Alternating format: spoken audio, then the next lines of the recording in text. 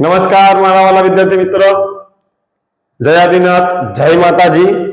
Shri Rishabh classes Dabhoi, હું વિરાટ sir આપનું હાર્દિક સ્વાગત કરું છું. બરાબર છે? ચાલો હવે આજથી આપણે ધોરણ 9 ના દાખલા, આપણે જે આઈએમપી દાખલા છે પરીક્ષામાં પૂછાય એવા વિભાગ ડી ના, બરાબર છે, હવે શરૂઆત કરીએ છીએ. પ્રકરણ 1 સંખ્યા પદ્ધતિ. ઓકે, ચાલો દીકરાઓ આપણે શરૂઆત કરીએ. પહેલો દાખલો શું છે? 4√6 - 8√10 અને 3√6 + 12√10 નો સરવાળો કરવાનો છે. ચાલો તારે 4√6 - 8√10 કૌંસમાં લખાય, સરવાળો કરો એટલે પ્લસ 3√6 + 12√10. ઓકે, ચાલો હવે કૌંસ ખોલ નાખીએ.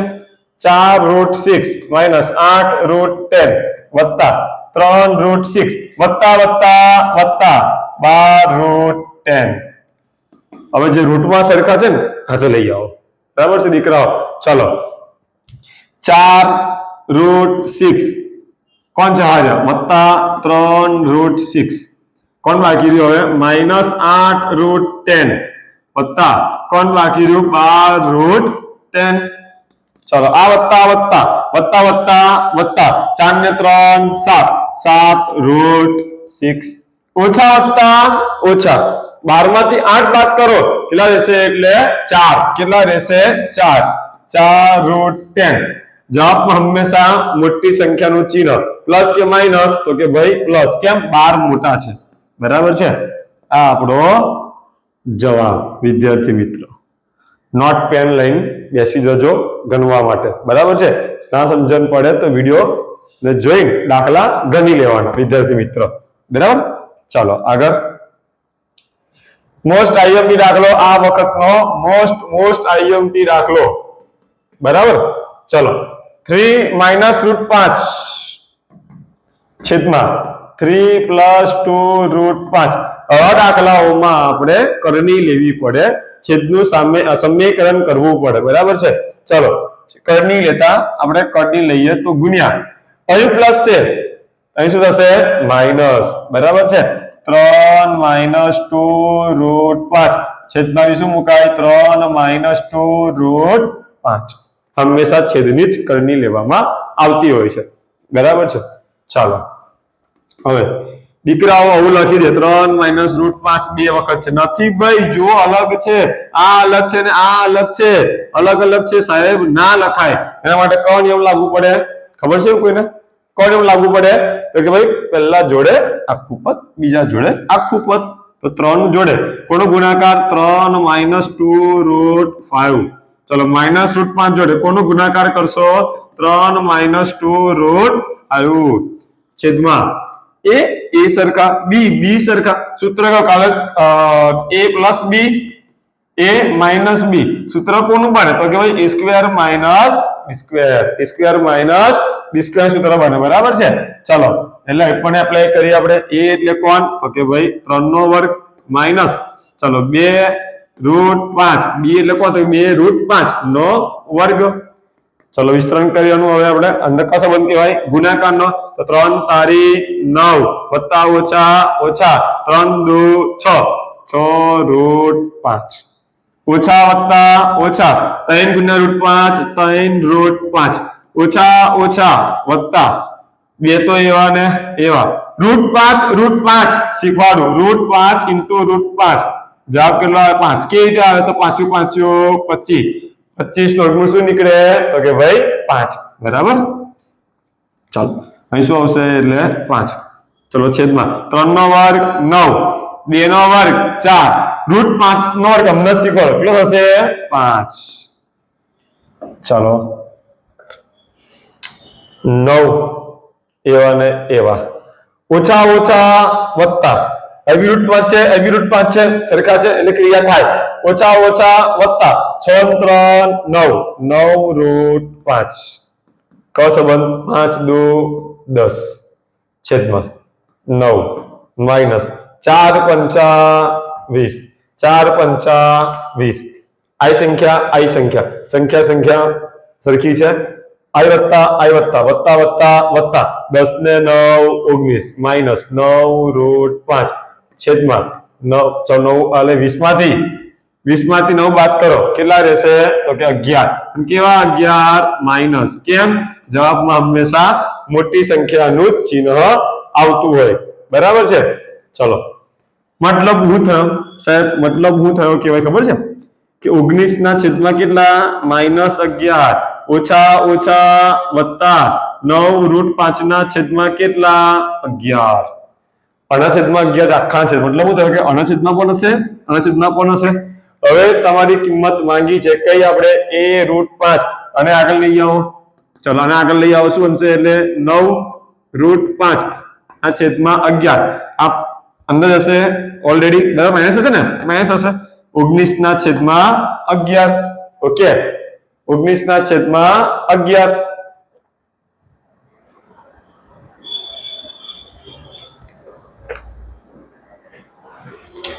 અહીંયા કે બેટા 19 છે હા 19 ઓકે ચાલો હવે જોઈ લો a એટલે કોણ તમારું માંગ્યું છે a√5 માઈનસ 19 ના છેદમાં 11 એ a એટલે કોણ હે તો ભાઈ a એટલે કોણ તો કે 9 ના છેદમાં 11 a એટલે કોણ 9 ના છેદમાં 11 ચાલો ક્લિયર વિદ્યાર્થી મિત્રો સાવ ઈઝી દાખલો છે છેદનું સમીકરણ કરવાનું છે બરાબર છે કશું છે નહીં એકદમ સરળ દાખલો છે પણ મોસ્ટ આઈએમપી દાખલો છે મોસ્ટ આઈએમપી દાખલો ચાલો આગળ ચલો બોલો સેમ જ દાખલા જેવો છે ખાલી વર્ક કરવાનો છે ચલો પહેલા આપણે કરી દઈએ છે x બરાબર તમને શું આપ્યું છે એ લખી દઈએ ચલો x બરાબર શું આપ્યું છે 5 + 2√6 હવે શું કરવાનું છે એનો વર્ગ કરો એટલે x નો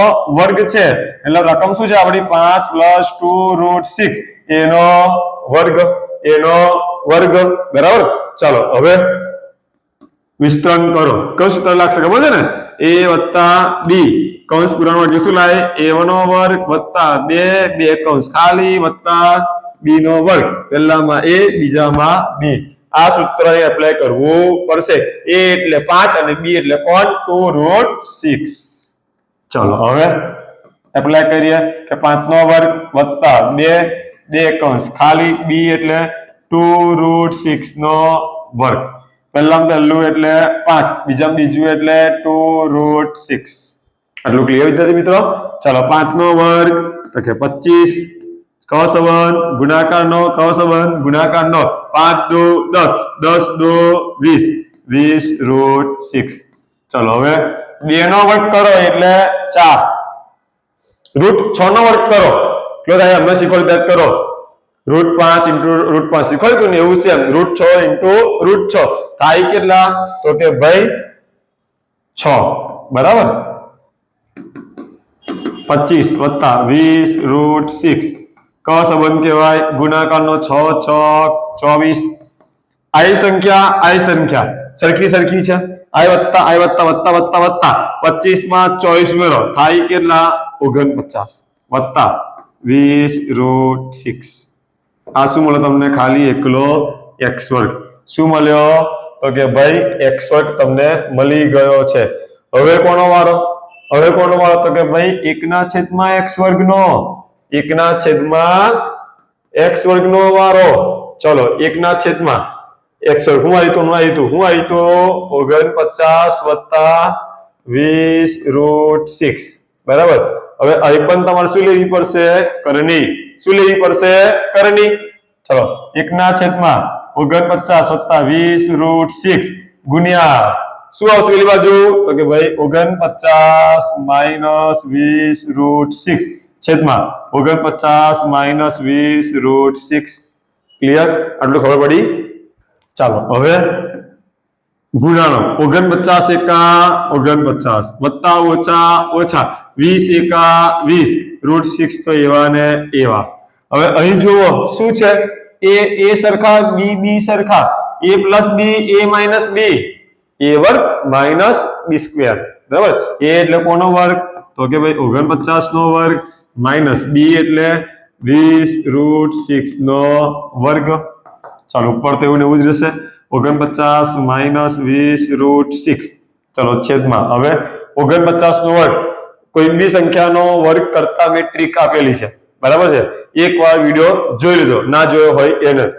49 નો વર્ગ કરવાનો છે આપણે, બરાબર છે, ભાગલા પાડ દો.